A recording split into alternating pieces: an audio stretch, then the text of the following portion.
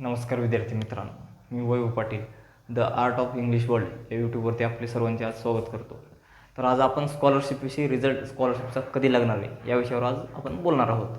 तर गेल्या वर्षीचा लागलेला रिझल्ट आणि यावर्षी लागलेला रिझल्ट याचा अंदाज आपल्याला पाहायचा आहे. तर यावर्षीचा रिझल्ट कधी लागेल, तर गेल्या वर्षी रिझल्ट किती दिवसाच्या गॅपनं आन्सर की आली होती आणि किती दिवसाची गॅपनंतर रिझल्ट आला होता हे आपण आता पाहणार आहोत.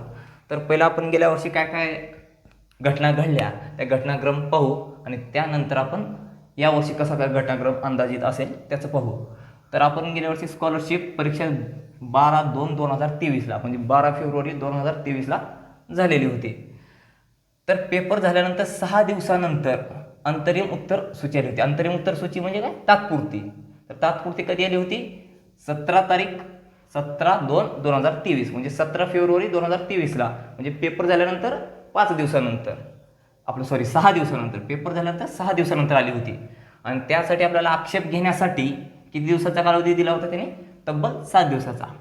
म्हणजे तसंही काय करते शिक्षण परिषद की 7 दिवसाचाच एक आठवड्याचा गॅप देते की तुम्हाला जर तुमच्या उत्तरामध्ये काही वाटलं असेल की बा हे चुकीचं नाही, बरोबर असेल, मग त्यासाठी हे 7 दिवसाचा कालावधी दिला जातो.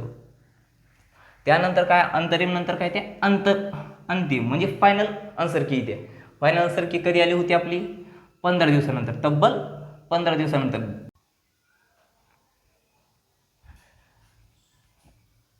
तर आपण काय अंतिम निकाल पाहिला 13/7/2023ला लागला होता. तर या वर्षीचा आपण अंदाज पाहू की अंदाजित आन्सर की आणि अंदाजित रिझल्ट कधी लागेल. या वर्षीचा पेपर 18/2/2024 म्हणजे किती? 18 फेब्रुवारी 2024ला. आणि गेल्या वर्षीचा कितीला होता? 12 फेब्रुवारी 2024ला. म्हणजे तब्बल 6 दिवस लेट झालेला आहे. तर लेट होण्याचे कारण आता वेगळे असू शकतात, पण यावर्षी इलेक्शन असल्यामुळेही थोडंफार लेट झालेलं असेल. तर त्यानंतर आपण काय बघू, 17 दिवसानंतर पहिली आन्सर की आली. इकडली 6 दिवसानंतर आली. म्हणजे पेपर घ्यायलाही उशीर झालेला आहे आणि आन्सर की यालाही उशीर झालेली आहे. अंतरिम उत्तर सूची कितीला आली? 6/3/2024 म्हणजे 6 मार्च 2024ला आलेली होती. आणि तिथेही तब्बल आपल्याला इथं 7 दिवसाचाच कालावधी दिला होता.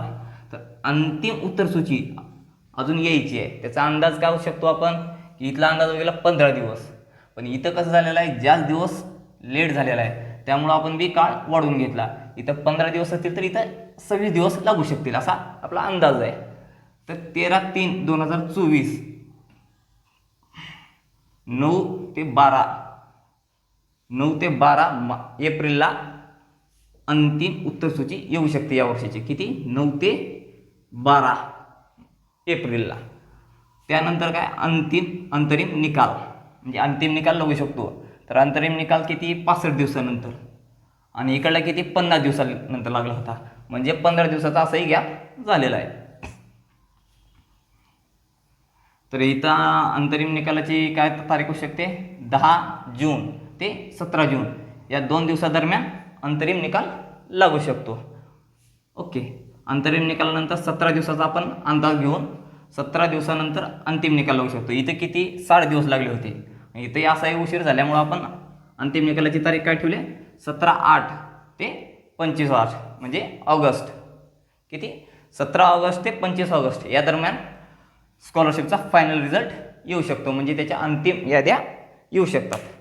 धन्यवाद मित्रांनो. तुम्हाला जर असेच रिझल्टची किंवा असेच स्कॉलरशिपसाठीचे व्हिडिओ पाहिजे असतील तर आपल्या यूट्यूब चॅनलला सबस्क्राईब करा. धन्यवाद.